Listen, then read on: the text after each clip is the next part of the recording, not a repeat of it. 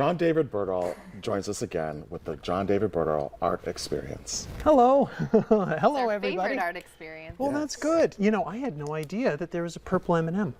There is. Well, there is Happy now. Halloween. Yes, exactly. She's new. We're Yes. excited for her. Yes, so let's just stop what we're doing and talk about that just because it has something to do, I guess, with color. And that's what we're going to be working on today. You know, I guess talking about color a little bit more and also atmospheric perspective. Last time I was here, we talked about linear perspective. Yes, and I brought this example, and that's what we're going to be painting. Perfect. Right here. I'm excited. And nervous. Oh, there we go. There, Yep, perfect. so there we go. So it's also called aerial perspective. Okay, that makes sense. And so basically what I do teach, or how I bring this up to some individuals, is, you know, how fast does light travel? And most people say, fast! And it's like Not 100, wrong. what was that? Yeah, not wrong. It's 186,000 miles per second. Wow. Yes, and still it takes a little while to get to us sometimes from far away. And that's why some colors don't look as vivid or as saturated when they're far away. And that's basically Wow. atmospheric perspective. Gotcha. Okay. So how do we start? Oh, okay. So often I We're work. off to the races. Yes, often I work light to dark. Okay. Okay. Yep. And so, do you all need this over there to see Kinda. it? Like basically. Oh, okay. We see it. Sure. Great. Great. And so let me just get this set up. And so yeah, I start with the lighter colors first. And actually, I'll hold this back up so you can kind of see, you know, what it is there. So I'll do that.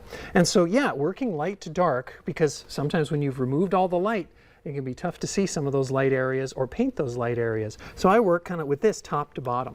Okay. Okay. But with acrylic paint, you know, sometimes it remains or it dries quick enough where you can paint over it. Yeah, and so it can be pretty opaque that way. That's interesting. Well, yes, I do hope so. And yeah, it looks like I've got a filbert brush. Do we know about the brushes? Tell us the types of we- brushes sure. and the types of Sure, I ought to. Acquiring minds. Great. Oh, yes, yes. Yeah, so it looks like I've got a filbert brush and it kind of rounds at the top like this, okay? And then looks like here's a flat sort of brush right here, and that's sort of flat. I don't see a bright at all. Looks like I've got a liner brush right here.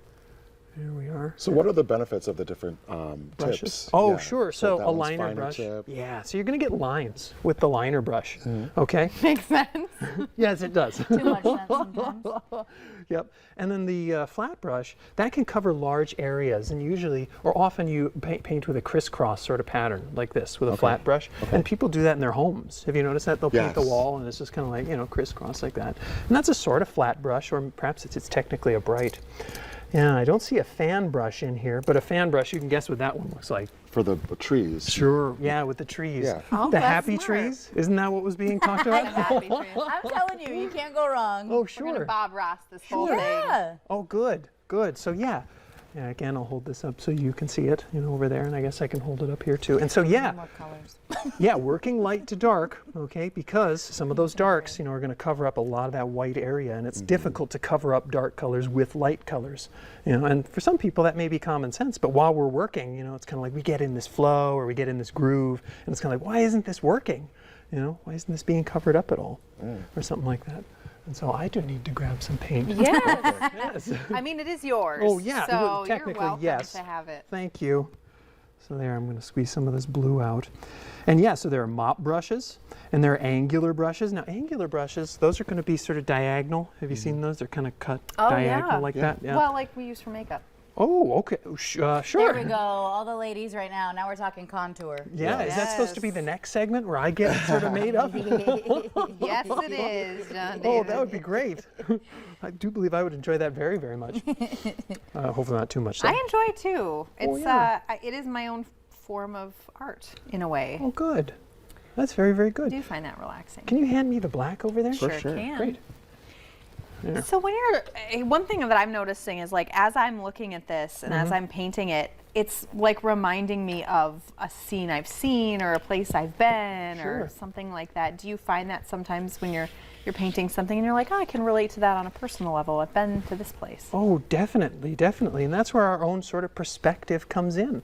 And that's why I did pick this sort of like aerial perspective or atmospheric perspective each one of us has.